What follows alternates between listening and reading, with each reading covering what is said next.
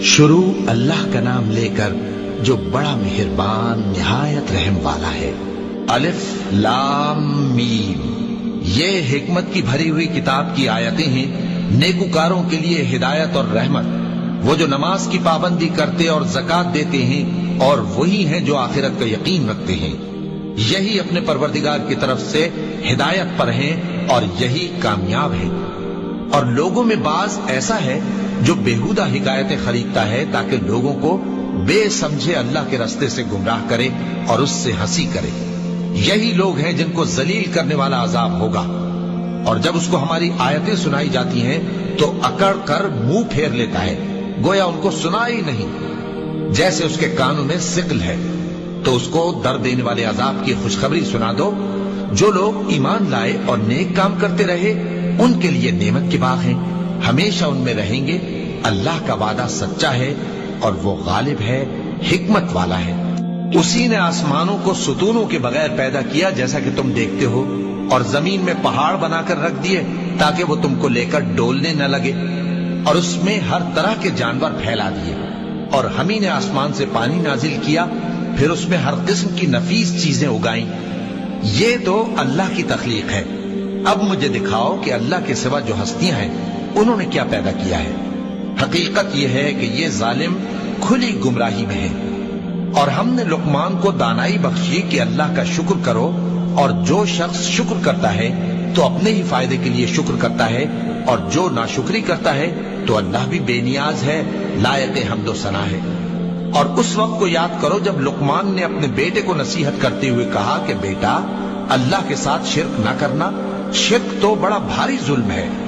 और हमने इंसान को, जिसे उसकी माँ तकलीफ पर तकलीफ सहकर पेट में उठाए रखती है, फिर उसको दूध पिलाती है और आखिरकार 2 बरस में उसका दूध छुड़ाना होता है, मैंने ताकीद की है कि मेरा भी शुक्र करता रहे और अपने माँ बाप का भी, कि तुमको मेरी ही तरफ लौट कर आना है।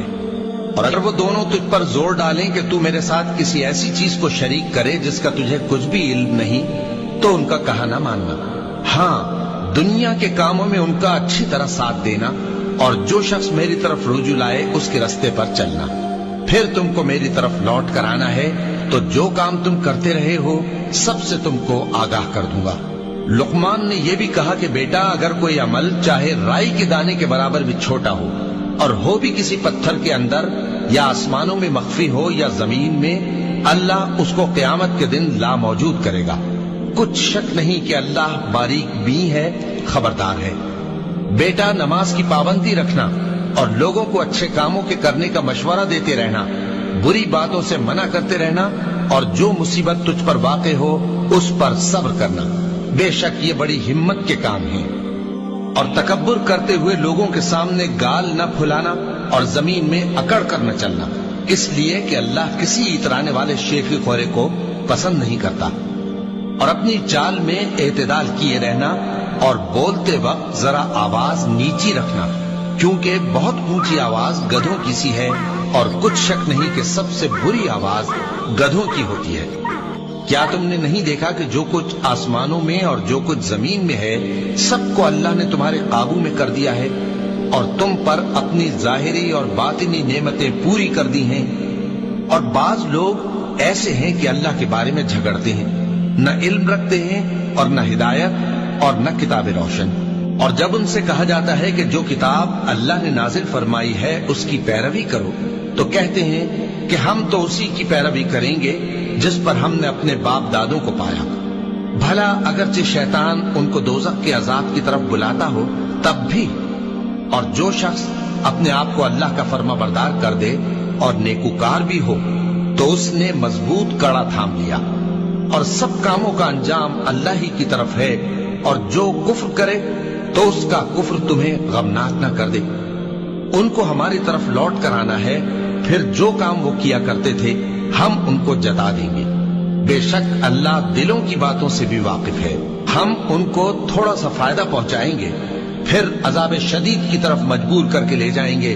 और अगर तुम उनसे पूछो कि आसमानों और जमीन को किसने पैदा किया, तो बोल उठेंगे कि अल्लाह ने। कह दो कि अल्लाह का शुक्र है, लेकिन उनमें अक्सर समझ नहीं रखते।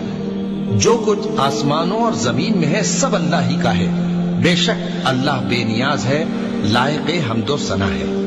اور اگر یوں ہو کہ زمین میں جتنے درخت ہیں سب کے سب قلم ہو، اور سمندر کا تمام پانی سیاہی ہو، اور اس کے بعد 7 سمندر اور سیاہی ہو جائیں، تو اللہ کی باتیں یعنی اس کی صفتیں ختم نہ ہوں۔ بے شک اللہ غالب ہے، حکمت والا ہے۔ اللہ کو تمہارا پیدا کرنا اور جلا اٹھانا ایک شخص کے پیدا کرنے اور جلا اٹھانے کی طرح ہے۔ بے شک اللہ سننے والا ہے، دیکھنے والا ہے۔ کیا تم نے نہیں دیکھا کہ اللہ ہی رات کو دن میں داخل کرتا ہے اور دن کو رات میں داخل کرتا ہے، اور اسی نے سورج اور چاند کو کام میں لگا رکھا ہے، ہر ایک وقت مقرر تک چل رہا ہے، اور یہ کہ اللہ تمہارے سب اعمال سے خبردار ہے۔ یہ اس لیے کہ اللہ کی ذات ہی برحق ہے، اور جس کو یہ لوگ اللہ کے سوا پکارتے ہیں وہ سب باطل ہے، اور یہ کہ اللہ ہی عالی رتبہ ہے، گرامی قدر ہے۔